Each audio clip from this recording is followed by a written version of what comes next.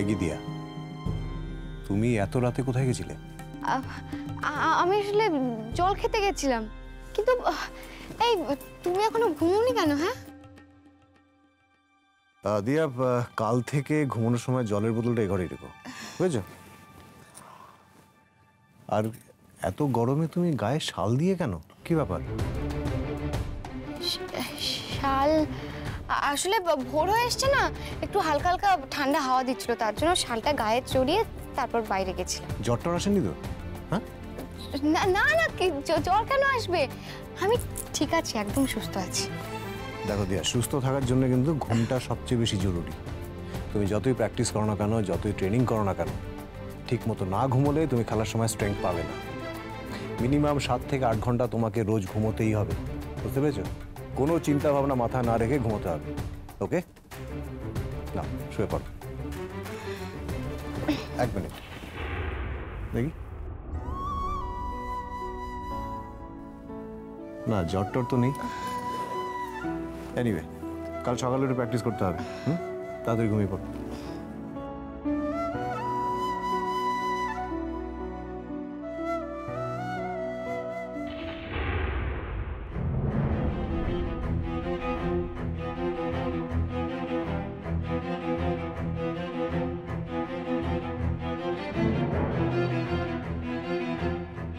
জ্বর আমার হবে কেন? জ্বর তো এবার হবে অন্য একজনের। কাল শুধু একবার ডাক্তারবাবুকে ফোনটা করি।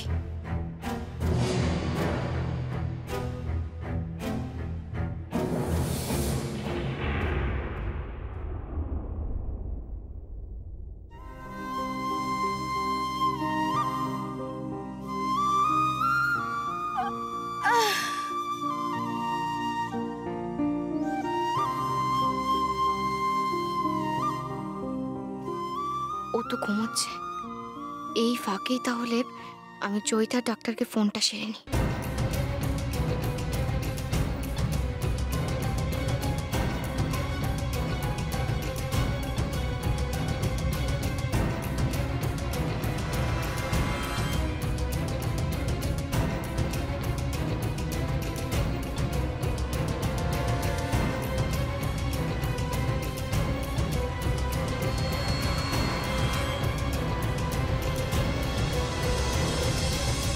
কি ব্যাপার দিয়া, তুই এত ভোরবেলা কাকে ফোন করছো?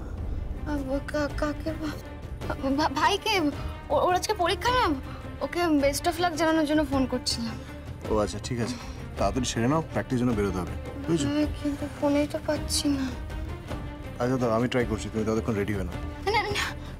না না, তোমাকে ফোন করার কোনো দরকার নেই, আমরা তো প্র্যাকটিসে যাচ্ছি, প্র্যাকটিস থেকে এসে তারপর ফোন করবো। যাওয়ার কি খুব দরকার? মা যখন বারণ করছে এত করে কথাটা শোন না। নিখিল, নেক্সট ম্যাচটা দেওয়ার জন্য খুব ইম্পর্টেন্ট, বোঝার চেষ্টা কর। তুই তো জানিস এতদিন ওর কোনো প্র্যাকটিস হয়নি, ওর বড় ক্ষতি হয়ে যাবে। তোর শরীরের ক্ষতিটা সেটা কে ভাববে? ওকে, তুই এখনো ফিট হসনি বড় ভাই, ইটস নট ওকে। মা তুমি একদম চিন্তা করো না, আমরা এই বাগানে প্র্যাকটিসটা করবো, কারণ আমরা যেখানে প্র্যাকটিস করতাম এতদিন সেখানে শুনলাম নাকি ঝড়ে গাছ পড়েছে।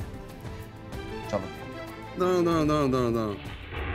আমার যতদূর মনে পড়ে আমি ভাড়াটেদের জন্য শুধুমাত্র ঘর ভাড়া দিয়েছিলাম, না বাগানটা তো ভাড়া দিইনি।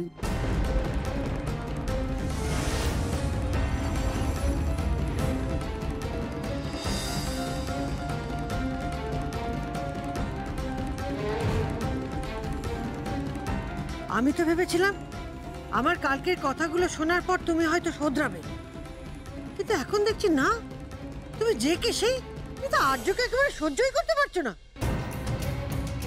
আর্য, তোর বাবা যাই বলুক না কেন, তুই তোর অধিকার এই বাগানে খেলবি। মা, নিজের অধিকার কখনো জোর করে জাহির করা যায় না।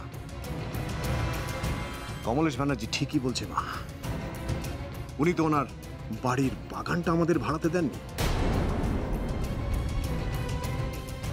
ঠিক আছে, আমরা এই বাড়ির কম্পাউন্ডের বাইরে গিয়ে প্র্যাকটিসটা করব।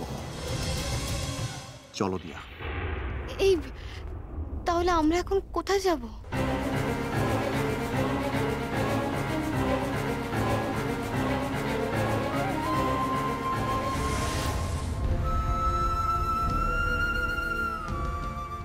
দেখো, তুমি তো বললে না আজকে আমরা কোথায় প্র্যাকটিস করবো?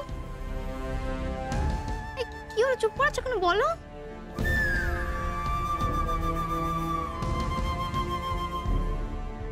दौड़ो दिया, दौड़ो, रान दिया।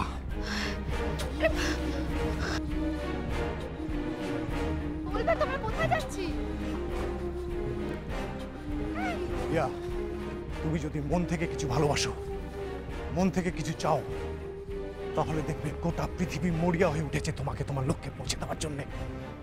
তোমাকে শুধু তোমার লক্ষ্যে অবিচল থাকতে হবে। থেমে পড়লে চলবে না দিয়া, পিছিয়ে পড়লে চলবে না। ঘর, সংসার, পৃথিবী, পরিবার, পরিস্থিতি এসবের প্রবাহে বয়ে গেলে চলবে না দিয়া। মন, মাথা, চোখ সব লক্ষ্যে স্থির রাখতে হবে, লক্ষ্যে স্থির রাখতে হবে। মায়াঙ্কের চক্রান্তের শিকার হয়ে আমি যখন নিজেকে গৃহবন্দী করে রেখেছিলাম, তখন আমার ভেতরে শুধু আমি ব্যাডমিন্টনকে লালন পালন করেছি। মনে মনে আমি ব্যাডমিন্টনের ম্যাচ খেলতাম দিয়া, কখনো জিততাম, কখনো হারতাম, কিন্তু অপেক্ষা করে থাকতাম যে কবে আমি কোর্টে পৌঁছবো। আমার সে অপেক্ষার অবসান হলো যেদিন তুমি আমার সামনে এসে দাঁড়ালে। তোমাকে দেখার পর, তোমাকে জানার পর আমাদের স্বপ্ন মিলেমিশে এক হয়ে গেছে দিয়া। তাই আমরা এখন এই স্বপ্ন পূরণের জন্য একসাথে দৌড়চ্ছি। রান দিয়া, রান, দৌড়ো। তোমাকে তোমার লক্ষ্যে পৌঁছতে হবে। পৃথিবীতে সবাই লড়াই করে দিয়া, কেউ রাইফেল হাতে, কেউ গিটার হাতে। তোমাকে র্যাকেট হাতে লড়াই করতে হবে আর জিততে হবে, তোমার লক্ষ্যে পৌঁছতে হবে দিয়া। তুমি যখন একবার তোমার স্বপ্ন পূরণ করবে, তখন দেখবে সব লড়াই তুমি জিতে গেছো, সব লড়াই। দৌড়ো দিয়া, দৌড়ো, রান দিয়া, রান, কাম অন।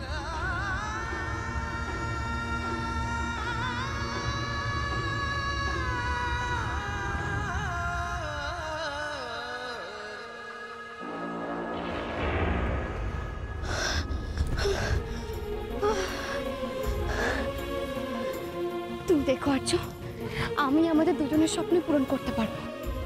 আমরা ঘরেও জিতবো আর বাইরেও।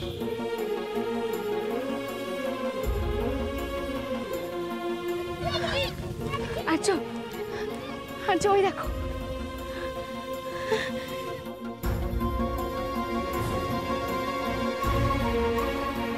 আর চলো, চলো, আর দাঁড়িয়ে থেকো না, আমরা আমাদের প্র্যাকটিস শুরু করে দিই। চলো।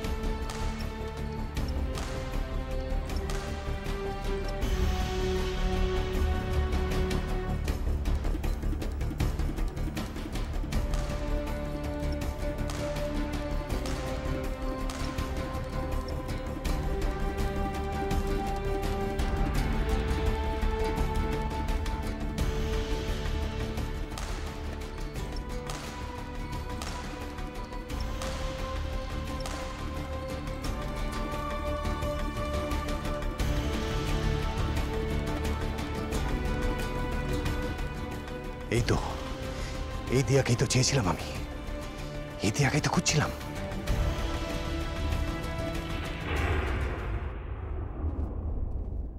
আচ্ছা, জয়িতা সান্যাল কে আছেন? আমি জয়িতা সান্যাল। আপনি? আমি ইন্টেরিয়র ডেকোরেটর সৌম্য সরকার। আমাকে এখান থেকে ফোন করা হয়েছে। ও হ্যাঁ হ্যাঁ হ্যাঁ, আসুন আসুন আসুন। বাবা, একেবারে মোক্ষম সময় এসে পড়েছে। এই ঘরের খোল নড়ছে, বদলাতে পারলে তোমার মন খারাপ, এই ঘন ঘন মেজাজ খারাপ, সব ঠিক হয়ে যাবে। কি জয়িতা, তাই না? আর্য ব্যানার্জি এসে গেছে, ধীরে ফেলো।